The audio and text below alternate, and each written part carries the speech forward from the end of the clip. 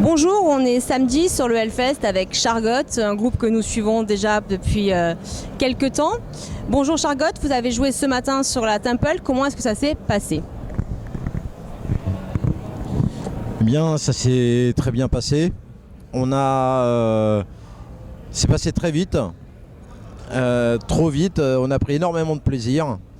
Le public était là et il était très réceptif et on l'a bien senti réceptif. Voilà. Au-delà de nos espérances même, parce qu'on ne s'attendait pas forcément autant de monde. La Temple a une capacité de 10 000 personnes et on a vu que c'était rempli au-delà même de l'attente. Il y avait du monde jusque derrière au niveau des écrans et là pour le coup ça a été un peu une baffe. On s'est dit ok, on pensait qu'on allait avoir un peu de monde, mais à ce point-là on est les premiers surpris et c'était une surprise très agréable, avouons-le. Est-ce que vous pensez que le fait d'avoir travaillé votre personnage et votre arrivée, puisque l'année dernière vous étiez déjà sur le Hellfest, en l'occurrence au VIP mais un petit peu partout avec les personnages qui sont les vôtres, est-ce que vous pensez que vous avez suscité la curiosité et l'attention des gens qui se sont retrouvés cette année au rendez-vous car vous les aviez déjà un petit peu titillés depuis l'année dernière? En fait, on a effectivement un peu titillé les gens l'année dernière, mais on tourne quand même pas mal, on fait beaucoup de dates en France et on commence à avoir un sérieux public qui commence à se créer dans toutes les villes en France. Et le Hellfest étant national, même européen, forcément on retrouve des gens qui nous ont vus à Toulouse, à Lyon, à Paris, dans l'est de la France, dans le nord. Voilà, donc bien sûr aujourd'hui il n'y avait pas que des gens qui nous avaient déjà vus, mais on suscite la curiosité, ça c'est sûr. Alors pour ceux qui vous connaissent et ou qui vous découvrent, est-ce que vous pourriez nous en dire un petit peu plus sur le concept de votre projet, mais également sur le personnage que vous avez créé et qui représente tout ce maelstrom aussi bien visuel que musical? Alors en fait Chargot c'est un projet à mi-chemin entre un univers cyberpunk et post-apocalyptique. Le personnage de Chargot, du coup auquel je prête mon corps, ma voix, etc. C'est un rôle. Ce personnage-là en fait est le fruit d'une expérience ratée qui est recouvert d'un parasite noir et qui du coup s'est mis à contaminer différentes personnes qu'il a choisies avec soin et qu'il appelle maintenant ses shadows, qui sont connectés à lui en fait par un esprit de la ruche en quelque sorte, voilà.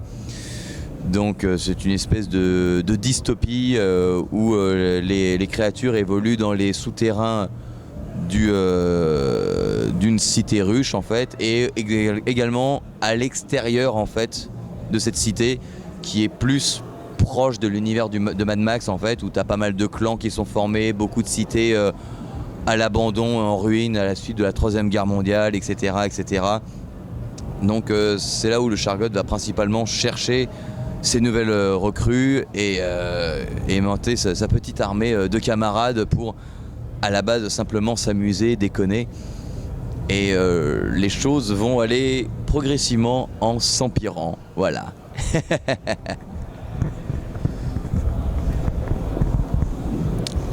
Par rapport donc à votre visuel dont vous venez de nous parler, quel impact ça a en termes de création? En quoi ça influe votre musique? Alors, deux choses. Déjà, pour la création musicale, on essaye de trouver des choses qui peuvent être dans les sonorités quelque peu futuristes ou qui fassent penser à des bandes son. En fait, on a beaucoup de musiques en fait, qui ont un côté très cinématographique.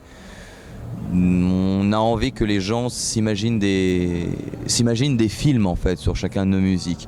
Donc on essaie vraiment d'associer ça au maximum à des univers tels que Blade Runner ou Mad Max par exemple. Je veux que les gens aient l'impression de voyager en fait en écoutant ces sons. Et après au niveau du visuel, je pense que ça se voit. Tout notre travail du point de vue que ce soit du costume, du point de vue comment dire, décor même. Tout ça, c'est axé purement dans cet univers-là, quoi. On est dans quelque chose de vraiment dystopique à fond.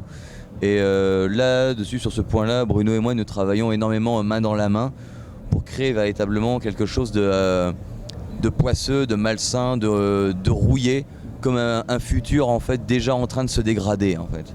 Et je pense que ça se ressent directement dans l'univers que nous avons créé, que ce soit les pieds de micro, les costumes, etc., etc.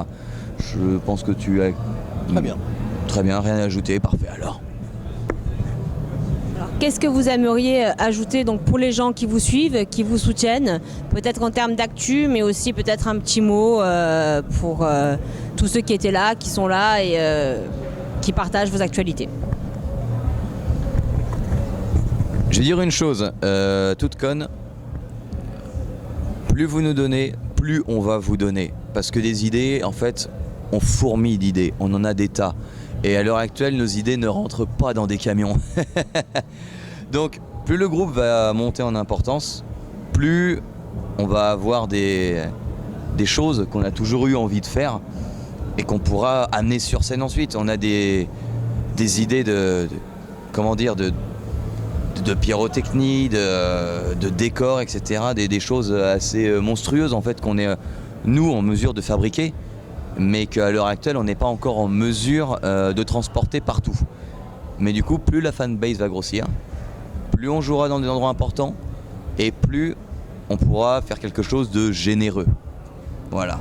Et je pense qu'on donne parce qu'on a envie de donner, parce que ça nous fait plaisir, et que de voir les gens sortir de là avec la banane et quelques bleus quand même, c'est quand même aussi sacrément marrant.